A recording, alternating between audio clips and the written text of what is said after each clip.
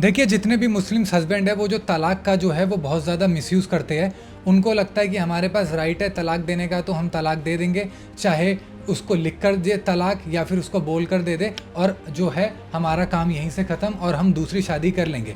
और बहुत सारे केसेस में ये देखने को मिलता है कि हस्बैंड ये सारी चीज़ करते हैं, जिसका नतीजा जो होता है वाइफ़ को भुगतना पड़ता है। लेकिन वाइफ़ को यहाँ पर अपने अधिकारों के बारे में बिल्कुल भी पता नहीं होता है। हस्बैंड के पास ये राइट है कि वो अपनी वाइफ को तलाक दे सके, लेकिन उसमें भी बहुत सारी टर्म एंड कंडीशन फुलफिल होनी चाहिए।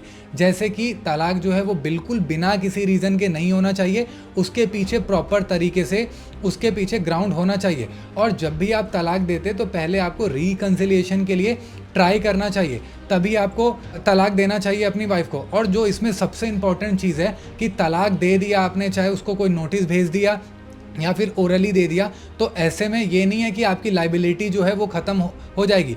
ये हो सकता है कि तलाक आपने दे दिया, वो तलाक माना जाएगा, लेकिन आपकी लाइबिलिटी फिर भी रहेगी, क्योंकि आपको उस लेडी का प्रॉपर इद्दत का जो टाइम है उस दौरान उसको मेंटेनेंस देना पड़ेगा। जब तक वो अपनी दूसरी शादी नहीं कर लेती तब तक उसको आपको मेंटेनेंस देना पड़ेगा, चाहे वो आप उसको पूरी लाइफ मेंटेनेंस दे या फिर आप उसको एक टाइम सेटलमेंट करके एलिमनी दे दे, और आपका जो महर का अमाउंट है वो भी पे करना पड़ेगा। सिर्फ ऐसा नहीं है कि आपने उसको तलाक दे दिया और ये बात बोला कि मैंने तो तलाक दे दिया, अब मेरी जिम्मेदारी ख़त्म।